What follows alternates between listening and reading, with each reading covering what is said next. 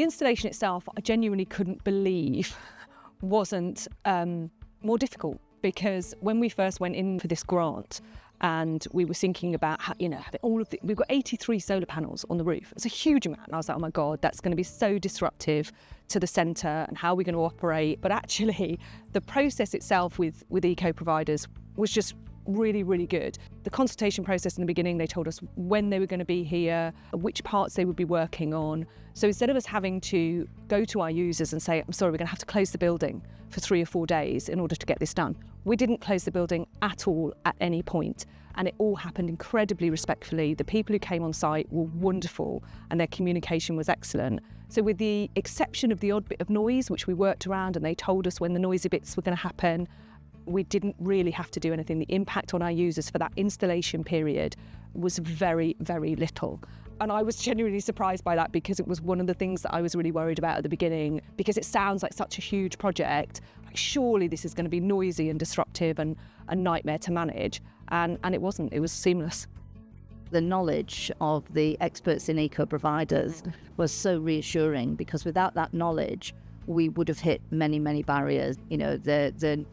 We suspected we needed planning permission.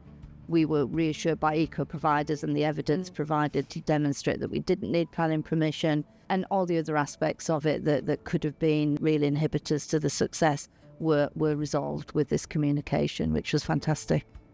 It was a really exciting moment when we effectively went off grid, and we've got a system so we can log in and you can see where our energy is coming from the solar panels, what's coming to the battery, and what is going to the grid. That was actually the day after the installation. It was the day, it was incredible. So it was really fun to kind of go, oh, we're off grid.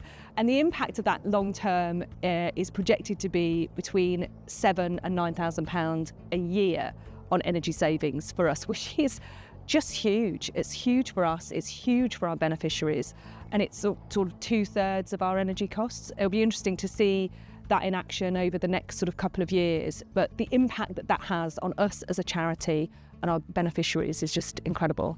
That saving, effectively £7,000 to £9,000 is what it costs us a year to run the youth club on a Friday night. So it goes directly back into our community, and we're the only youth club that runs on a Friday night in the entire area of South Warwickshire, and we have young people attending from not just Kenilworth but from all the surrounding areas, around 60 to 70 young people every Friday night. But I think it was that process, the crazy deadlines, from our point of view, our own lack of expertise in that area, because I'm not a solar panel expert. Those are all the things that in the beginning I would have been like, no, we're not going to get this done. But actually, by having the expertise and professionalism of eco providers has managed to make it happen. Our impression is that they're an incredibly professional operation, and they take what they do for their clients and the communities that they serve really seriously, and they would not want us to be in a position where we haven't got what we need.